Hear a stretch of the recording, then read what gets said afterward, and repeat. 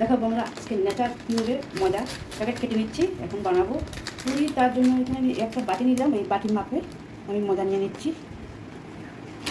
এই এক বাটি ময়দা নিয়ে নিলাম,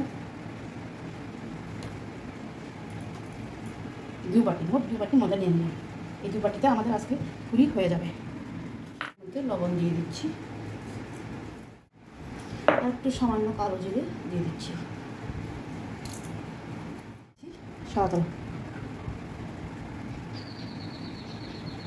তেল দিয়ে ভালো করে মেখে নেব সমস্ত উপকরণের সঙ্গে।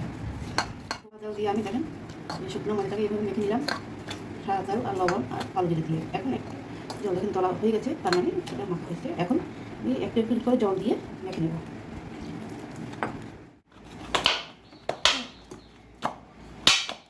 মাখা হয়ে গেছে, এখন আমি লুচি বানার জন্য লুচি কেটে নেব। এভাবে খুব ছোটো ছোটো করে